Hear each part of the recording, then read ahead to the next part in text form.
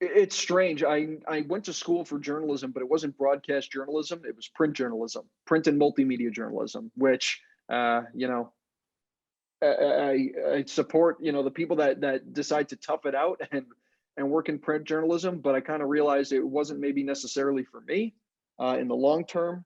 And I always knew I wanted to work in hockey.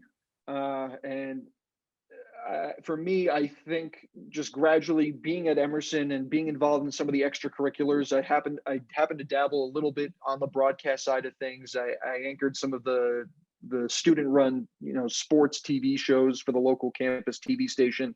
Worked a little bit on the internet radio side of things, and I just kind of gradually figured, well, you know what? Maybe this is a way I can break in just to the industry. I wasn't necessarily thinking I wanted to broadcast. I just knew I wanted to work in hockey.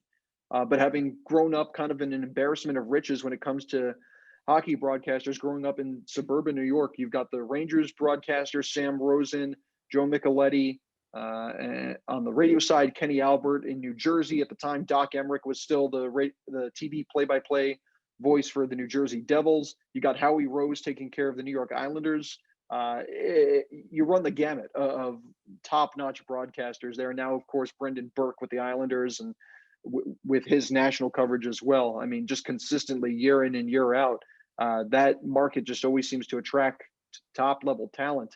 And for me, it was just I guess, a natural progression. I interned in Ontario originally as the color guy, with the main focus for me there was to get a sales job.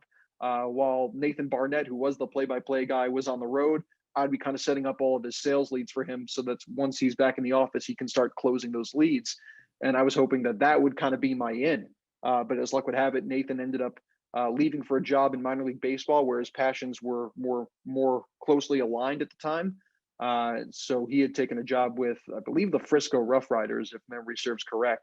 And Justin Kemp, who was a tremendous president and executive during his time with Ontario, kind of gave me the shot, and I kind of took over. And luckily, I think I had the blessing of the coaching and training staff there, and Jason Christie and Bobby Walls, who I think was the only guy at the time still pulling double duty as both a dual equipment manager and athletic trainer. I don't know how the heck Bobby did it, but we did, and luckily I had the backing of Smurf, and kind of just took off from there.